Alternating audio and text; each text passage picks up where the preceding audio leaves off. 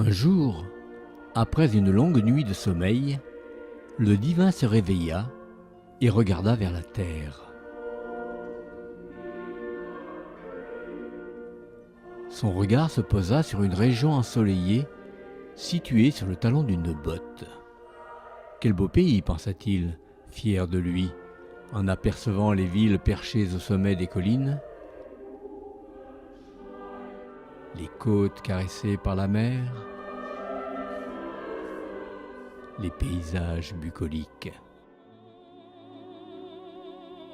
Soudain, il entendit une voix qui s'élevait vers lui.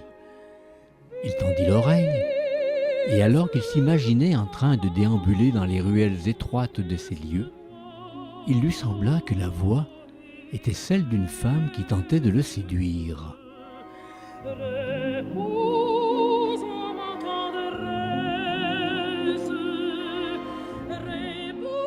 Il chercha à résister à la tentation, mais, n'y tenant plus, il décida de se rendre dans cette contrée pour comprendre d'où venait cette voix.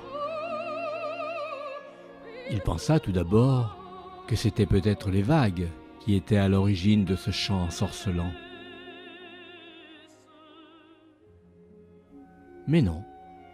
Alors, il leva les yeux vers cette ville accrochée à la falaise et pensa que c'était peut-être le vent qui transportait la voix en effleurant les parois rocheuses.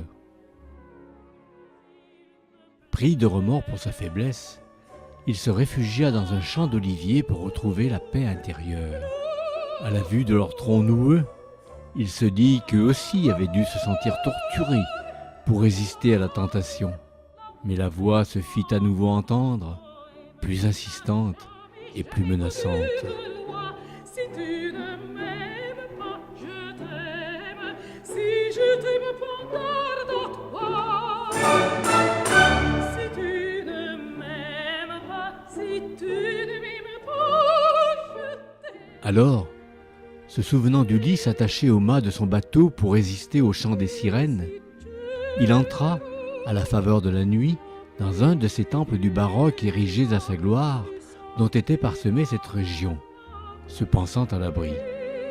Mais la voix, pour briser sa résistance, lui fit comprendre qu'elle avait vécu d'art et d'amour, et le poursuivit, où qu'il aille, pour essayer de lui échapper.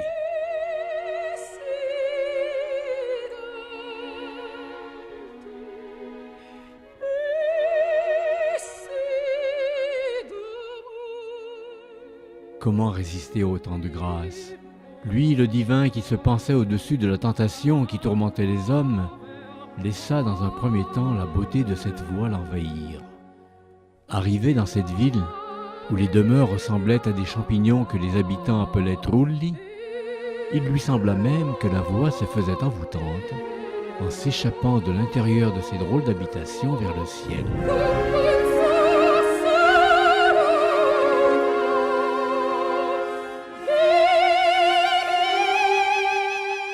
Il y prit goût, et s'attarda pour savourer cette voix si cristalline dans une ville où les habitants avaient pour habitude de vivre dans des grottes qu'ils appelaient sassi, du nom de la pierre dans laquelle elles étaient creusées.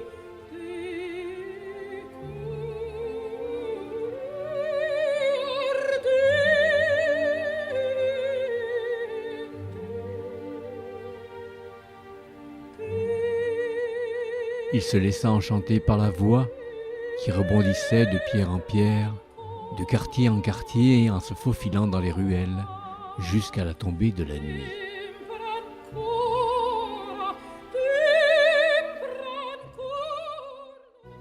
Il était prêt à repartir dans les cieux sur cette douce impression, lorsqu'il aperçut là-haut sur la colline un château qu'un prince très cultivé avait bâti sur la base du chiffre 8. Symbole de l'infini. C'est alors qu'il comprit que cette voix avait quelque chose de divin, et il décida de céder à la tentation en l'emmenant avec lui, tout là-haut, pour l'éternité. C'est depuis ce temps-là que celle qu'on appelait la divine enchante la vie du divin et de ceux qui vivent à ses côtés.